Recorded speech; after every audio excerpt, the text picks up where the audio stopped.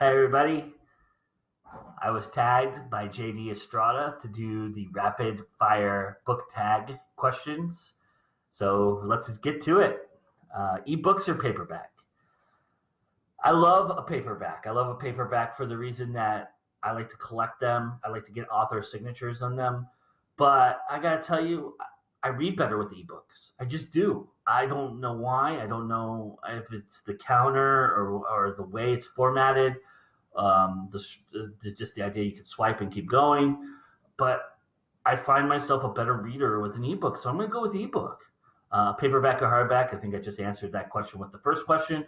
Paperback all the way. I don't understand hard books at all. I think they're a dinosaur, and I've never been into hardbacks at all.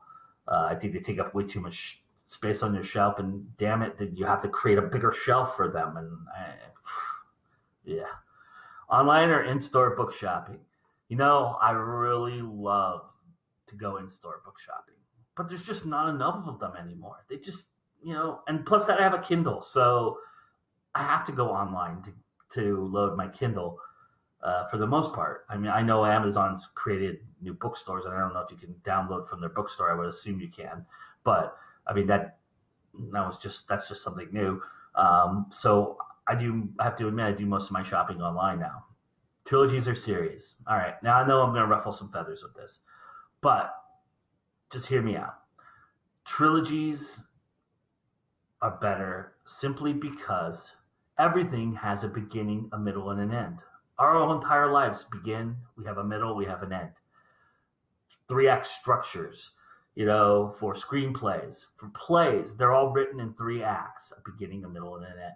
And I think it shows great discipline that as a writer, you're willing to concede that your characters have a beginning, a middle, and an end, and that you're willing to walk away from your characters. Now, some of them pick it up, some of them, branch off secondary characters into series or other trilogies, and that's okay. I don't see anything wrong with that. Maybe a little resurrection or whatever, but I just think that it just shows a lot more savvy to have a trilogy. So I like trilogies for that reason.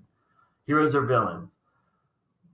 I think I gravitate toward villains in terms of the character development, but in the end, I always root for the hero. I root for Frodo. I root for everybody to find the good inside of them. So I kind of root for villains that become heroes. Darth Vader and Harley Quinn. Everybody has a little bit of good inside of them, and I think finding that is really interesting. And I think for that reason, I love heroes. I love a happy ending. Well, I don't know about happy ending, but I love that there is conflict amongst the hero, but a hero always rises above it. A book you want everyone to read: The Distant Sound of Violence by Jason Greenside. This book is awesome. It is flawless. It is one of the best books I've ever read, and I picked it up and read it as close as I could to cover in my entire life. There's very few books I can say I've done that with, and this is definitely one of them that I came close to doing that with. Of course, I didn't do that with, but I came close, and this book is awesome. If you like Train Spotting or To Kill a Mockingbird or any coming of age kind of tale, this book will just rock you back. It's great. It's awesome. A recommended underrated book. See, what is underrated? I mean, I don't kind of. I think that's just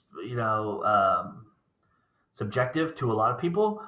But if I have to say, if I think about it, probably Charlie and the Great Glass Elevator would be the book I recommend.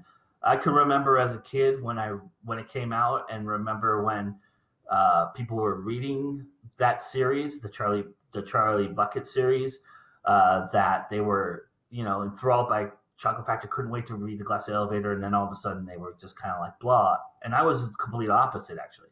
I thought Charlie and the Chocolate Factory was kind of just like it was good, but I thought the Glass Elevator was actually more of what Ronald Dahl is famous for. I mean, it had his sensibility, his style, a lot more than the Chocolate Factory did, in my opinion. And I just think it was the better of the three books. So it's my favorite of that series. So I think I would classify that as underrated and recommend that book. The last book you finished, Inheritance by Denise Kelly LeBlanc. I'm not a YA guy. I've never been a YA guy, but this book may have changed my opinion about the entire genre. I've read a couple books before it, and now I'm not so shy to pick up a YA book and read it. So for anything, that book did that for me. The last book you bought, that would be Bright Needles by Anis Sharshenko. That was a great poetry book, and Anis got such a way with words. It's good. Definitely, if you want something to have an everyday kind of inspiration, it's dark, but for me, that's inspiring. Her wording is very good. Weirdest thing you used as a bookmark? My dog tags. When I was out in the field as a Marine, I used to have a paperback with me most of the time. Usually it was The Godfather. Sometimes it was Of Mice and Men. And I would take the dog tag and use it as the bookmark because I really didn't have anything else. I guess I could have used the leaf, but I didn't want to get my paperbacks dirty, so I just used the dog tag. I thought it was kind of inventive at the time myself. Used books, yes or no? Yes. Why not? Used books are cool. I think there should be more of those stores out there. I enjoyed that. I enjoy rummaging through the piles, and I think it's kind of neat. You always find something neat at used bookstores. So, and I grew up on them. I grew up in Southern California, and there was a real world famous one called The Hobbit. And my dad, we go there constantly on weekends. So I always found something to bring back home. Top three favorite genres would be true crime. That's my favorite. I just like to read anything about, true crimes. I think they're the most fascinating things. Contemporary, I guess. I like books that have a little bit of everything. But I think the third one's probably not a genre, but I like how-to books. I like how to writing books, actually. I don't know if writing books is a genre, but I like screenwriting books. I've read probably 90% of the screenwriting books are out there, and I always pick up something with these books. I like books that teach you something, that give you something, and that genre always does if it's a genre. I don't know if I'm cheating there or not. Borrow or buy? Buy, man. Come on, support your indies. I mean, get a Kindle and buy a bunch of books. They're $2.99, $3.99, 99 cents. Some of them are free. Free reading. Buy. And that's technically buying. So buy them. Go and get a Kindle and buy. And the cool thing about what I like to do is I like to get the Kindle book, and if I like the book, I'll buy the paperback, and I will try to get the author to sign it at some point. And there you go. You've made that connection too. So I like it for that reason. So buy.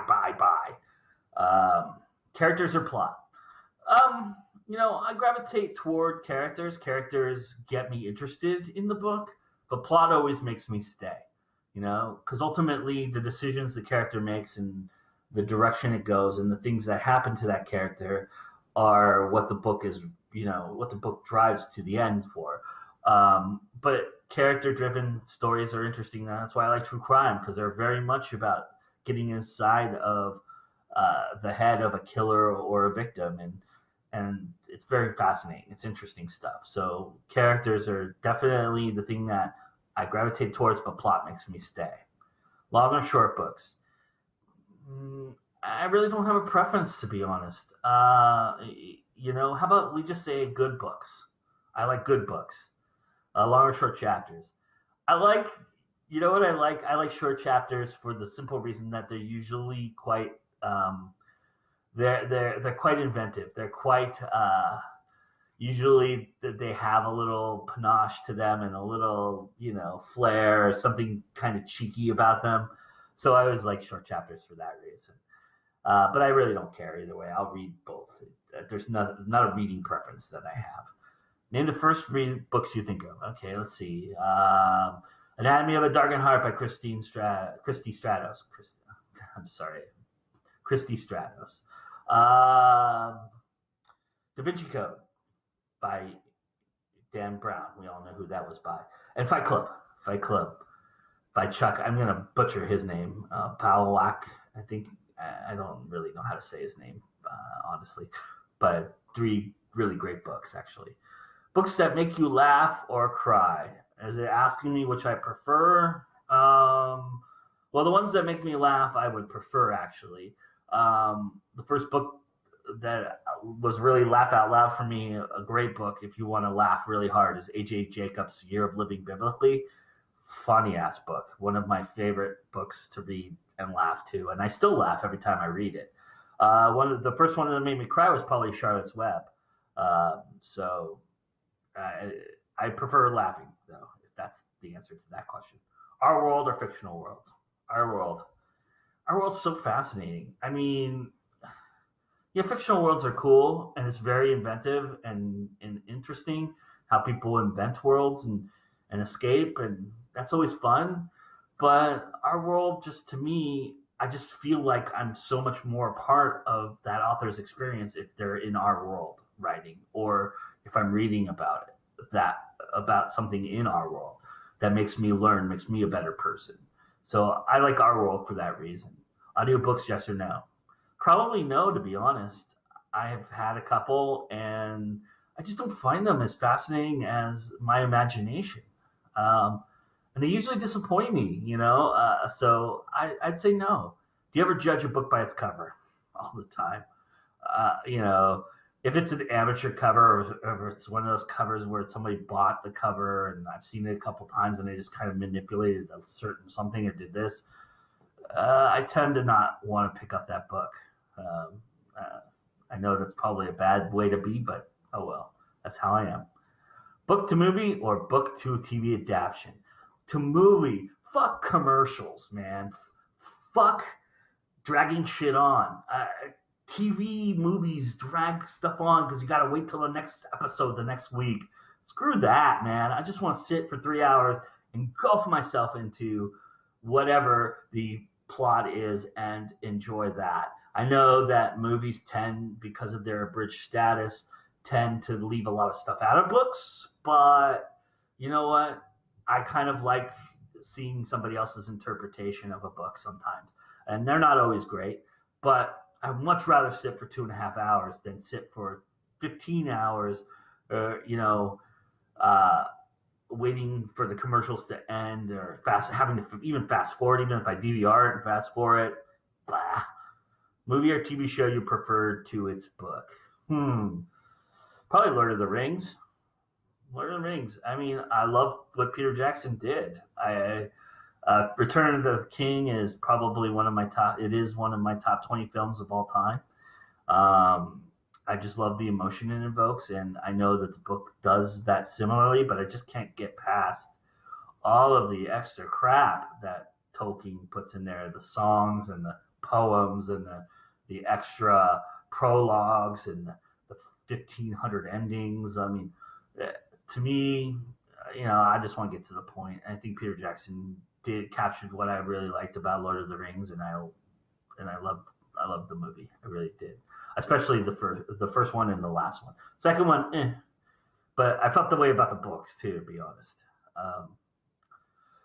Series or standalones? Well, most of my top 10 list is standalones, so I'm going to go standalones. I mean, there's some series that will suck you in and just keep you there, and trilogies that will suck you in and keep you there. And there's characters you fall in love with and you want to see them continue. But for me, a good beginning, middle, and end in one book really allows me to move on with my life. And I kind of like that. I'm a busy guy. Got stuff to do. All right, guys. That's my answers. Thanks, JD, for tagging me. I enjoyed this. This is cool.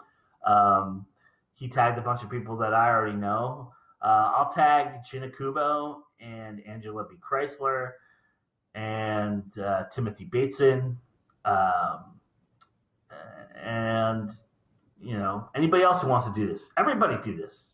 Let's all of us do it and get it out there. And let me know when you post it. All right. Bye, guys.